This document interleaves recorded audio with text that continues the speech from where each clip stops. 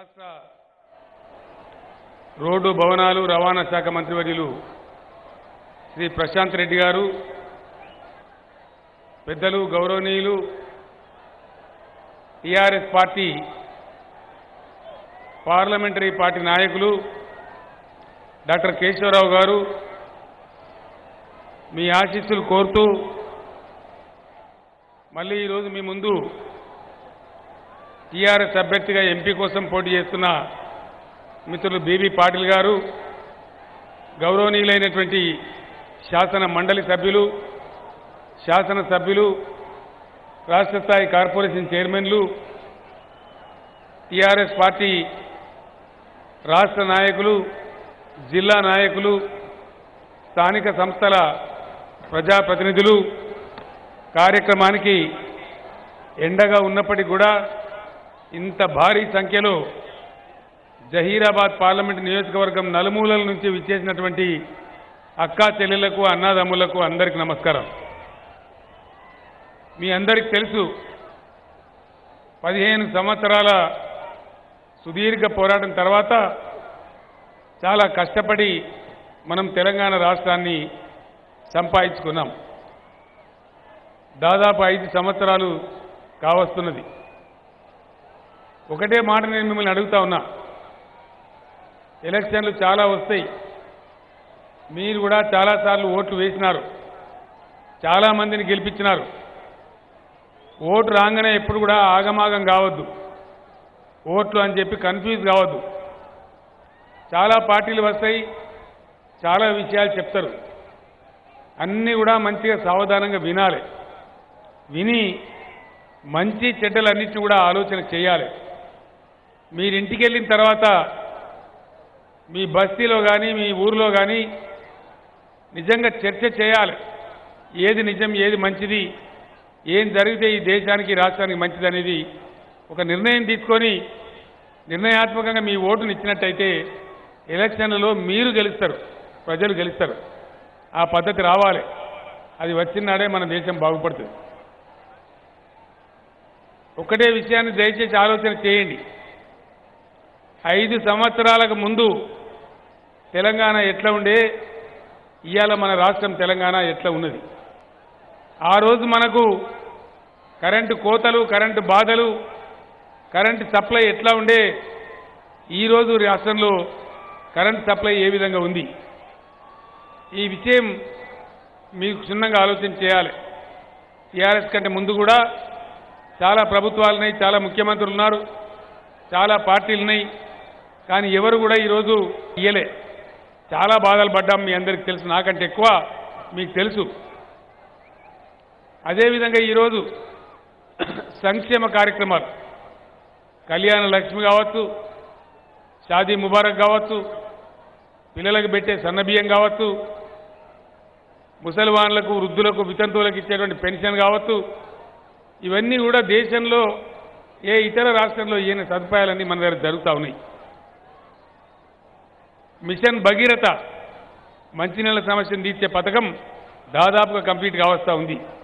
ఈ ఎండాకాలం దాటితే ప్రతి ఇంటికి నీళ్లు, ప్రతి మనిషికి 100 లీటర్ల చొప్పున భగీరథ ద్వారా నీళ్లు కూడా వస్తాయి. ఇట్లాంటి పథకం దేశంలో ఎక్కడ కూడా లేదు.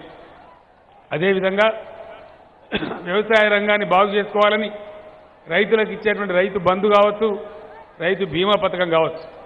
నేను ఇందాక చెప్పినటువంటి పెన్షన్ వచ్చే మే నెల నుంచి పెంచినాం, దాన్ని 2000 రూపాయలు ఇస్తారని చెప్పి నేను మనవి చేస్తా ఉన్నా. అదేవిధంగా రైతులకు ఇచ్చే రైతు బంధు ఇప్పటిదాకా ఎకరానికి 4000, సంవత్సరానికి పంటకు 4000 చొప్పున 8000 ఉండే, 2 పంటలకు కలిపి ఇప్పుడు సంవత్సరానికి ఒక ఎకరానికి 10,000 రూపాయలు రైతు బంధు ఇచ్చుకుంటామని నేను మనవి చేస్తా ఉన్నా. రైతు బీమా దేశంలో ఎవరు అడిగేవాళ్ళు లేకుండే, రైతు చచ్చిపోతే పట్టించుకునే నాతుడే లేకుండే. ఈరోజు ఇండియాలో ఏ రాష్ట్రంలో కూడా లేదు.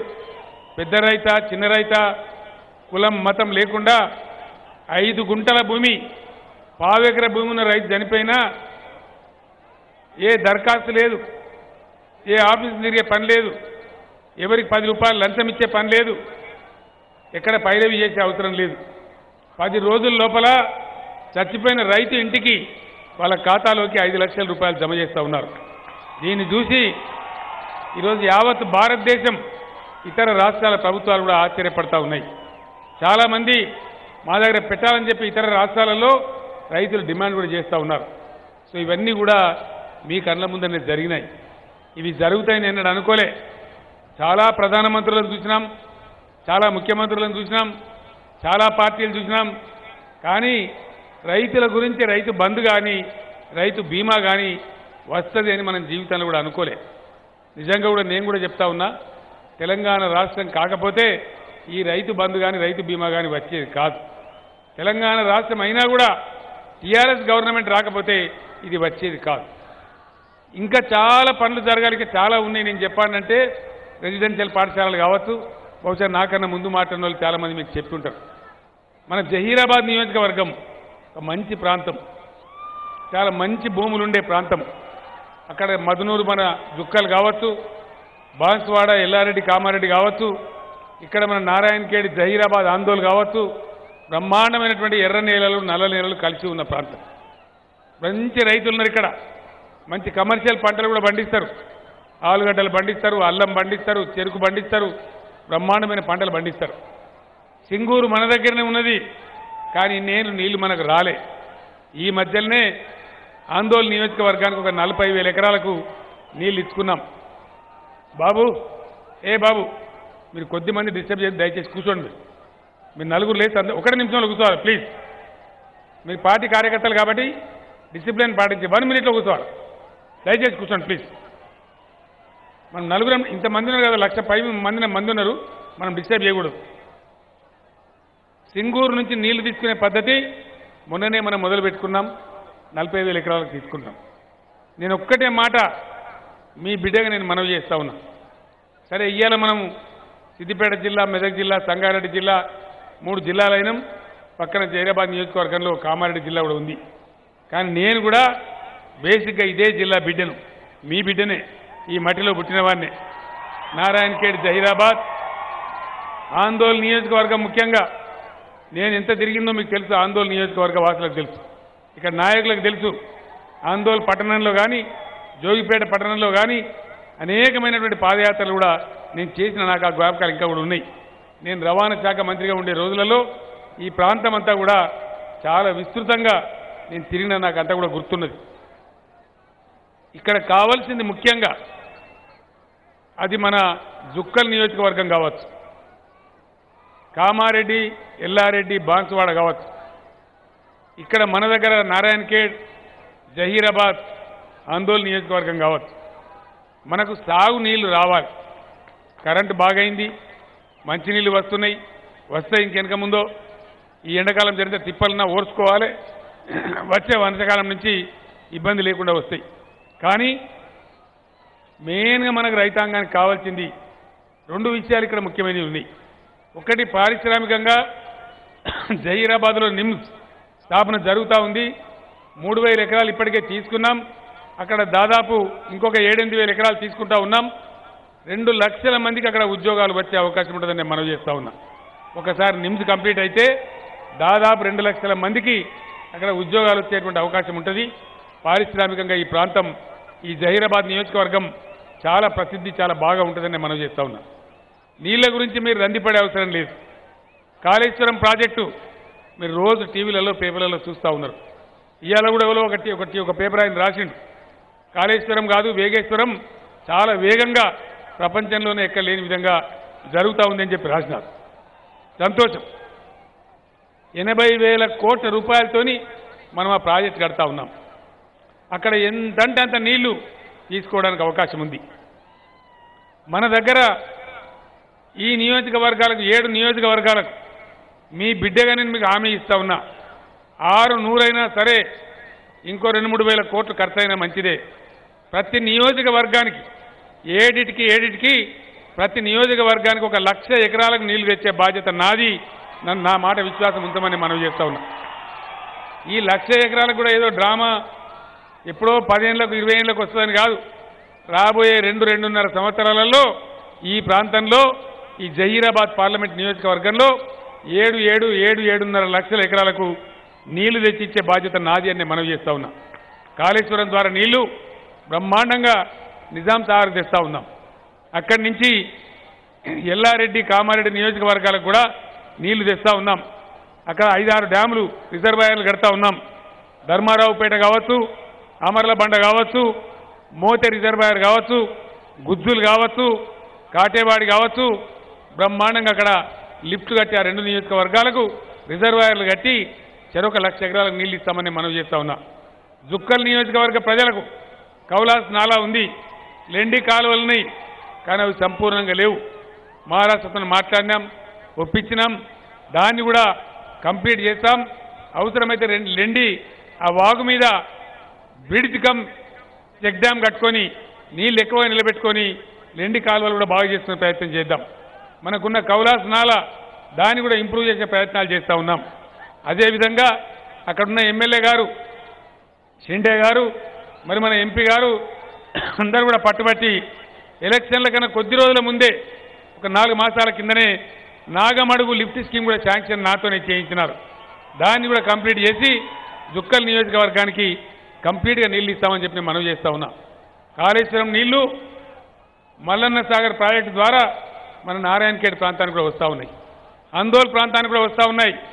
ఆందోళకు సింగూరు నుంచి ఇచ్చే 40,000 ఎకరాలు కాదు, ఇంకా చాలా ఎకరాలకు దాదాపు 50,000 ఎకరాలకు కాళేశ్వరం ద్వారా నీళ్లు వస్తున్నాయని చెప్పి మనం చేస్తూ ఉన్నాం. నారాయణఖేడ్ కావచ్చు, జహీరాబాద్ కావచ్చు, మీకు సింగూరు ప్రాజెక్టు మీద హక్కు ఉన్నది. ఖచ్చితంగా పోయిన అసెంబ్లీ ఎలక్షన్లో కూడా మాణిక్రావును గెలిపించమన్నప్పుడు నేను జహీరాబాద్లో భూపాలని గెలిపించమన్నప్పుడు నారాయణఖేడ్లో కూడా నేను చెప్పినాను. మీరు నా గౌరవం ఇచ్చి మీరు గెలిపించినారు. తప్పకుండా అసెంబ్లీ ఎలక్షన్లో మీకు ఇచ్చిన మాట ప్రకారం సింగూరు మీద ఒకటి జహీరాబాద్కు, ఇంకొకటి నారాయణఖేడ్కు లిఫ్టులు పెట్టి చెరొక 1,00,000 ఎకరాలకు భూములకు వ్యవసాయాలకు నీళ్ళు ఇప్పించే బాధ్యత నాది. నేనే వచ్చి స్వయంగా కొబ్బరికాయ కూడా కొడతా అని చెప్పి నేను మనవి చేస్తూ ఉన్నాను. ఈ విధంగా మన ప్రాంతాన్ని మనం బాగా బ్రహ్మాండంగా చేసుకోవాలి. కామారెడ్డిని జిల్లా ఏర్పాటు చేసుకున్నాం. ఇక్కడ సంగారెడ్డి జిల్లా మనకు చాలా బ్రహ్మాండంగా ఉంది. ఇవన్నీ కూడా జరిగేటువంటి కార్యక్రమాలు తప్పకుండా జరుగుతాయి. నేను మీ అందరినీ కోరేది ఒకటే, ఇక్కడ తెలంగాణ రాష్ట్రంలో మన రాష్ట్రంలో మంచిగానే పనిచేసిందని మాట మన్నించి గౌరవించి సెకండ్ టర్మ్ కోసం కూడా మీరు టీఆర్ఎస్ ప్రభుత్వానికి అధికారం ఇచ్చినారు. ఇక్కడ యువకుడు ఈ నియోజకవర్గంలో యువ జర్నలిస్టు క్రాంతి కిరణ్ మీరు గెలిపించినారు. ఆయన ఉత్సాహంగా పనిచేస్తూ ఉన్నాడు, అందరూ కూడా పనిచేస్తూ ఉన్నారు. నేను మీతో ఒకటే మాట కోరుతా ఉన్నా, మొన్ననే 4 నెలల కింద మీరు సంపూర్ణమైన అధికారం ఇచ్చినారు. ప్లీజ్ పెద్ద మెజార్టీతో గెలిపి చేయవలసిందే. ఇప్పుడు నేను చెప్పిన నియోజకవర్గానికి 1,00,000 ఎకరాల నీళ్లు కానీ, నిమ్స్ పూర్తి చేయడం కానీ, మిగతా ఇతర చిన్న చిన్న పనులు కానీ అవన్నిటిని కూడా 100% మీకు చేస్తాం. అదేవిధంగా మీరు కొంత కోల్డ్ స్టోరేజ్లు కావాలని అడుగుతా ఉన్నారు. అదేవిధంగా జహీరాబాద్లో హజ్ హౌస్ ఒకటి నిర్మాణం కావాలని అడుగుతా ఉన్నారు. హైవే మీద ఈ యాక్సిడెంట్లు బాగైతాయి కాబట్టి ఒక పెద్ద హాస్పిటల్ రావాలని కోరుతా ఉన్నారు. ఇవన్నీ కూడా కొన్ని మీరు కోరుతా ఉన్నారు. కొన్ని తడకలు కానీ నిజాంపేట దగ్గర కొత్త మండలాలు కావాలని చెప్పి అడుగుతా ఉన్నారు. వాటిని కూడా చేసుకుందాం, దానికి పెద్ద ప్రాబ్లం కూడా లేదు అని చెప్పి నేను మనవి చేస్తా ఉన్నా. అవన్నీ కాజాలని పనులు కావు. కానీ ఈరోజు నేను మీ అందరినీ కోరేది ఒకటే, మనం బాగుపడాలి. తెలంగాణ కొంచెం మంచిగానే ఉన్నాం, ఆర్థికంగా బాగుంది, రాష్ట్రం పరిస్థితి మనకి ఇబ్బంది లేదు, ఎట్లయినా పని చేసుకుంటాం. కానీ ఇంకా చాలా బాగుపడే అవకాశం ఈ దేశంలో ఉంది. మనం అనుకున్న స్థాయిలో ఈ దేశం బాగుపడతలేదు. దేశం కూడా బాగుపడాలి. మన రాష్ట్రం మనం బాగుపడాలన్నా, అన్ని రకాలుగా అభివృద్ధి చెందాలన్నా దేశం కూడా ఆర్థికంగా పటిష్టపడాలి. దేశంలో విధానాలు మంచి రావాలి, దేశంలో పాలసీలు మంచి రావాలి. వచ్చినప్పుడే మనకు కూడా లాభం జరుగుతుంది. కాబట్టి నేను మీ అందరితో కోరేది, మనం వింటా ఉన్నాం కథలు, స్టోరీలు. అమెరికాలో గట్లుంటుందట, జపాన్లో ఇట్లుంటుందట, లండన్లో ఇట్లుంటుందట అని స్టోరీలు మనం వింటా ఉన్నాం. మరి ఎన్ని రోజులు వినాలి మనం? ఎంతకాలం వినాలి? ఇవాళ మీరు చూస్తూ ఉన్నారు, కాంగ్రెస్ పార్టీ బీజేపీ పార్టీ ఒకరిని ఒకరు నిందించుకుంటా ఉన్నారు. రాహుల్ గాంధీ ప్రధానమంత్రి చోరాయ్ అంటాడు, నరేంద్ర మోడీ తుమ్ బటా చోరాయ్ అంటాడు, రాహుల్ గాంధీ బడా చోరాయ్ అంటాడు. ఇద్దట్లో ఎవరు చోరో ఎవరు కాదో నడమల మనం కన్ఫ్యూజ్ అవుతా ఉన్నాం. నేను మిమ్మల్ని అందరినీ ఒకటే కోరుతున్నా, మీరు ఒక ఆలోచన చేయాలి. ఈ వీళ్ళ కొట్లాట ఏంది అసలు? కాంగ్రెస్ బీజేపీ కొట్లాట ఏంది? దానిలో ఉన్న కిటికేంది? ఏం తమాషా ఇది? ఈ దేశాన్ని ఎవరు పరిపాలించిండ్రు? ఈ రెండు పార్టీలే కదా, వేరే ఇంకెవరన్నా పరిపాలించిండ్రా? ఈ రెండు పార్టీలే ఈ దేశాన్ని పరిపాలించినాయి. వేరే ఇంకా ఎవరో ఇతరులు పరిపాలించినట్టు, ఎవరి మీదనో తప్పు నెట్టాలన్నట్టు మళ్ళీ వాళ్ళే ఇప్పుడు బజార్లో దిగి వీరంగం ఎక్కుతా ఉన్నారు, గడబిడ చేస్తూ ఉన్నారు, ప్రజల దృష్టి మళ్లించే ప్రయత్నం చేస్తూ ఉన్నారు. నేను మీ అందరితో ఒకటే కోరుతా ఉన్నా, ఈ దేశానికి దరిద్రం 73 సంవత్సరాలు గడిచిపోతా ఉంది స్వాతంత్రం వచ్చి. ప్రజలు ఏం ఆశిస్తారండి? ప్రజలు ఏం కోరుకుంటారు? కనీస ప్రాథమిక అవసరాలు. అందరికీ విద్య అందాలే, అందుతుందా ఈ దేశంలో? అందరికీ వైద్యం అందాలే, అందుతుందా? అందరికీ కనీసం కరెంట్ ఉండాలి, అందరికీ మంచినీరు అందాలి, అందరికీ ఉండటానికి ఒక గూడు కావాలి. ఇవి కనీస ప్రాథమిక అవసరాలు. ఈ దేశంలో ఇవి తీరినాయా? తీరలే. కాశ్మీర్ నుంచి కన్యాకుమారి దాకా దళితుల గోడు, మేము బాగుపడలేదు, మమ్మల్ని అణిచేస్తున్నారు అని దళిత వర్గాల ప్రజల బాధ, గిరిజన సోదరుల బాధ. మాకు పట్టించుకోలేరు, మాకు కావాల్సిన న్యాయం జరుగుతలేదని గిరిజన వర్గాల అసంతృప్తి ఉన్నారు. ముస్లిం మైనార్టీలు, క్రిస్టియన్ మైనార్టీలు మాకు సరి అయిన ఆదరణ లేదని వాళ్ళు నిరాశతో ఉన్నారు. రైతులు నిరాశతో ఉన్నారు. మంచినీళ్లు రావు, సాగునీళ్లు రావు, కరెంటు పూర్తిగా వాడరు. నేను ఒక్కటే మాట మీకు చెప్తా ఉన్నా, మీరు నమ్మలేరు. దేశంలో రైతులకు కానీ, పరిశ్రమకు కానీ, ఇతర అవసరాలకు కానీ 24 గంటలు కరెంట్ ఇచ్చే ఒకటే ఒక రాష్ట్రం ఇండియాలో ఇవాళ తెలంగాణ. ప్రధానమంత్రి నరేంద్ర మోడీ రాష్ట్రంలో కూడా 24 గంటల కరెంట్ ఇయ్యరు. ఆ సంస్కారమే లేదు. మంచి పనులు మనం కొద్ది కాలంలో చేసుకోగలిగినాం. ఈ పని దేశమంతటా జరగాలి. దేశమంతటా జరగాలంటే ఏం జరగాలి? తప్పకుండా ఏమైంది ఆయనకు? ఏందా తమాషనా? లేకపోతే देखो हमारे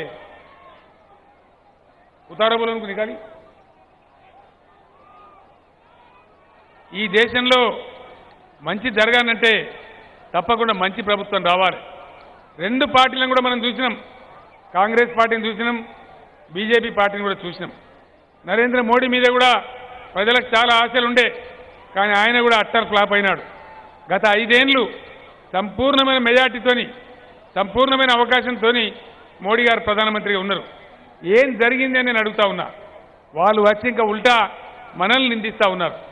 ఇంకో మాట కూడా చాలా తమాషా, మీరు ఆలోచన చేయాలి. రాహుల్ గాంధీ వస్తాడు, టీఆర్ఎస్ మోడీతో కలిసి ఉన్నదని చెప్తాడు. నరేంద్ర మోడీ వస్తాడు, టీఆర్ఎస్ రాహుల్ గాంధీతో కలిసి ఉన్నదని చెప్తాడు. అసలు మనం ఎవరితో కలిసిలేం. మన బతుకు మనం ఉన్నాం, ఎవరితో కలవాల్సిన అవసరం మనకు లేదు. మేము కలిసి ఉన్నాం. ఎవరితో కలిసి ఉన్నాం? మేము ఏజెంట్లం. ఎవరికి ఏజెంట్లం? తెలంగాణ ప్రజలకు మేము ఏజెంట్లం. తెలంగాణ ప్రజలతో కలిసి ఉన్నాం. మేము, మాకు తెలంగాణ ప్రజలే బాసులు, వాళ్ళ అవసరాలే మా ఎజెండా. దానికోసమే రేగులు దిగేదా కొట్టాడుతాం తప్ప ఎవరితోనో కలిసి ఏదో లోపాయికారి రాజకీయం చేసే అవసరం టీఆర్ఎస్ పార్టీకి కానీ టీఆర్ఎస్ నాయకులకు కానీ లేదు అని మనవి చేస్తా ఉన్నా. నేను మీ అందరితో ప్రార్థించేది ఒకటే, ఈ దేశంలో కాంగ్రెస్ ప్రభుత్వాన్ని, బీజేపీ ప్రభుత్వాన్ని రెండింటిని కూడా మనం చూసినాం. అభివృద్ధి జరగాల్సినంత ఈ దేశం జరుగుతలేదు.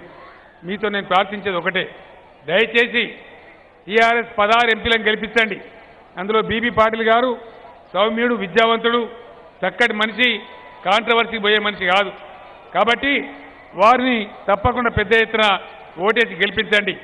ఆయన ఎక్కువ అరిచి బొబ్బ పెట్టాడు, కానీ అభివృద్ధి కాడ చాలా కష్టపడతాడు, చాలా పోరాటం చేస్తాడు. నాతోనే నా మీదనే చాలాసార్లు అలిగినాడు. అనేక జాతీయ రహదారులు కావచ్చు, రైల్వే లైన్లు కావచ్చు, కేంద్ర ప్రభుత్వంలో కూడా ఓరాఓరిగా పోరాటం చేసే వ్యక్తి. సాగునీళ్ళు కూడా రావాలని చెప్పి ప్రతిసారి ఎమ్మెల్యేలతో వచ్చి నాతోని అడుగుతూ ఉంటారు, పర్సు చేస్తూ ఉంటారు. ఆయన మంచి ధనవంతుడు, ఆయన డబ్బులు సంపాదించుకోవడానికి రాజకీయాలకు రాలే, ఆయనకేం స్వార్థం లేదు. నా ప్రాంతాన్ని కొంత బాగు చేయాలని తపనతో వచ్చినారు.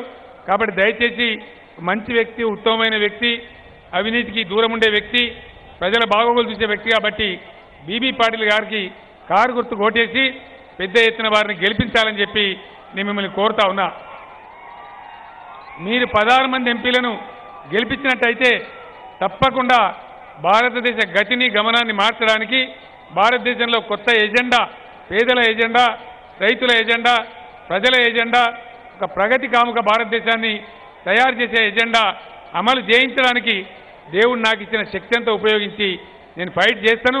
స్థానిక సమస్యలు పరిష్కారం చేసుకుంటూనే తెలంగాణ మనకు మనం బాగుపడుతూనే దేశ అభ్యుదయంలో కూడా, దేశ అభివృద్ధిలో కూడా భాగస్వామ్యం వహించుదాం, ముందుకు పోదామని తెలియజేస్తూ బీబీ పాటిల్ గారి కారు గుర్తుకు ఓటేయాలని చెప్పి కోరుతూ మీ అందరూ ఎండ ఉన్నా లెక్క చేయకుండా ఇంత పెద్ద సంఖ్యలో వచ్చి ఈ కార్యక్రమాన్ని విజయవంతం చేసినందుకు, పక్కన పట్టణం లేదు, ఊరు లేదు, ఈ అడవిలో మీటింగ్ పెట్టినా కూడా మీరు ఇంత పెద్ద సంఖ్యలో వచ్చిందంటే పాటిల్ గారి గెలుపు ఖాయమైపోయిందని చెప్పి మనకు అర్థమవుతా ఉంది. ఆ విధంగా ఇదే ఉత్సాహాన్ని 11 తారీఖు వరకు కొనసాగించి వారిని గెలిపించాలని చెప్పి కోరుతూ, కారు గుర్తు ఓటేయాలని కోరుతూ నేను సెలవు తీసుకుంటా ఉన్నా. జై తెలంగాణ, జై తెలంగాణ, కారు గుర్తుకే, కారు గుర్తుకే, జై తెలంగాణ. థ్యాంక్ యూ, ధన్యవాదాలు.